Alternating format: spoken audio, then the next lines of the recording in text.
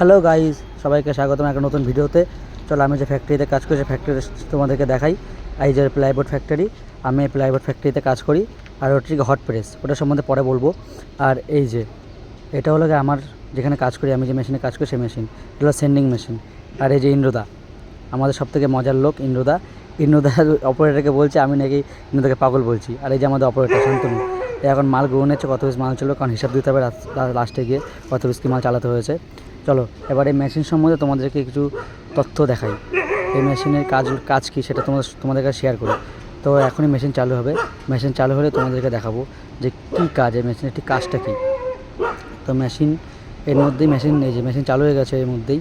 তো এখনই আমরা মাল দেবো পাশ থেকে। তো চলো তোমাদেরকে দেখাই মেশিনের কাজটা কী। এই যে এই পাশ থেকে আমি আর মধ্যে মাল ঠেলছি। এই যে মালটা সেন্ডিং মেশিনের মধ্যে দিয়ে সেন্ডিং হতে যাচ্ছে মানে পালিশ হতে যাচ্ছে। এটা হলো পলিশ মেশিন অ্যাকচুয়ালি, আর এটা কন্ট্রোল সিস্টেম। এই যে এখান থেকে মালটা ঢুকে গেল, মালটা এবারে পুরো এই পাশ থেকে বেরাবে। এই যে মালটা পুরো সেন্ডিং হয়ে বেরিয়ে আসলো, মানে পালিশ হয়ে বেরিয়ে আসলো। পালিশ হওয়ার পরে মালটা যা ডিপিংয়ে, এবার এই যে ডিপিং মেশিনের মধ্যে ঢুকলো মালটা। এই ডিপিংয়ের কাজ হলো গিয়ে যাতে মালটা যাতে অক্ষত থাকে। কেন অক্ষত থাকবে?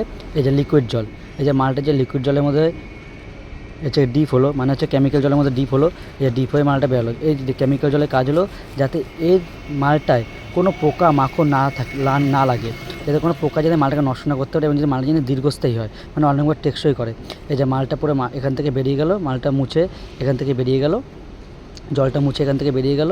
এবার এপাশে চলে আসলো এই যে নেপালদার ইন্দ্রদের কাছে। ওদের কাজ হলো গিয়ে মালটাকে টেনে বের করে এখানে সাজিয়ে দেওয়া। তো এই ছিল এই মেশিনের কাজ। তো সবাইকে টাটা, বাই বাই। হচ্ছে কি দেখা হচ্ছে আবার পরের ভিডিওতে। সবাই একটু লাইক, সাবস্ক্রাইব ও কমেন্ট করে দিও। টাটা।